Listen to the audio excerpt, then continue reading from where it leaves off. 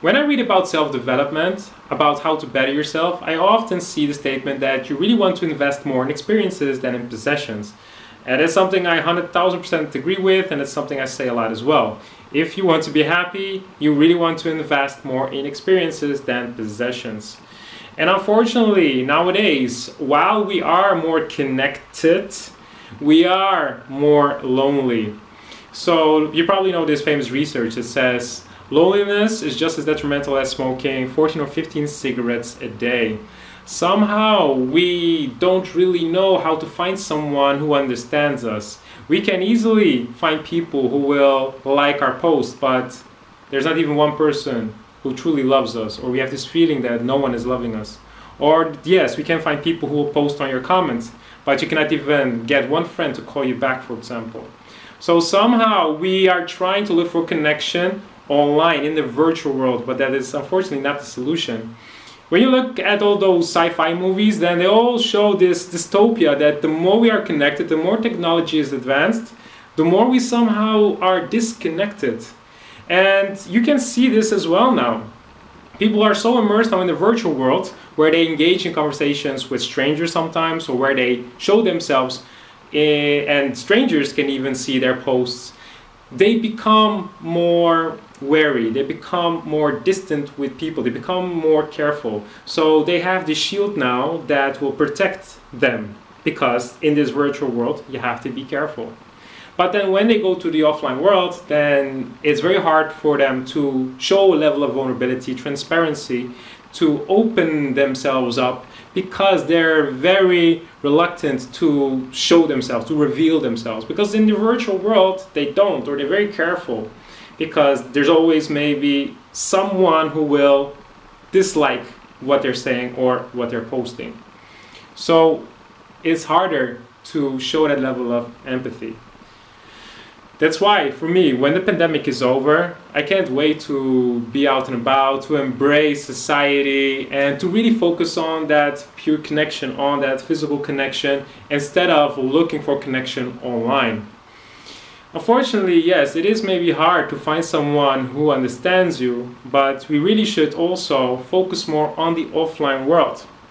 So you want to go out and about, maybe you want to do some volunteer work, or go to school, go and follow a course somewhere in any place in your city, or wherever you want to meet more people. Go and find network events. Go and find some event that connects to your interest, that connects to your hobby, for example. But I understand this feeling of loneliness. It is tough and challenging, especially now with this pandemic. And I think when it comes to beating this problem, you really want to put yourself in a situation where you can show the world and you can show yourself that you are impacting other people's lives, that you are significant, that there's basically proof that you have some influence in someone's life, that you are sharing experiences. And then you also want to share experiences with someone aside from experiencing something by yourself and then share about those experiences with someone. You actually want to experiencing something with someone. So in order to beat this problem, focus on something that makes you move, that makes you work on something, that makes you want to make an impact.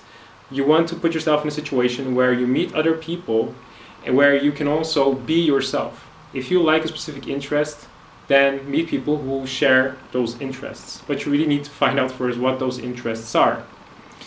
If it wasn't for this whole pandemic, then probably it will be easier for me to just be out and about and meet people.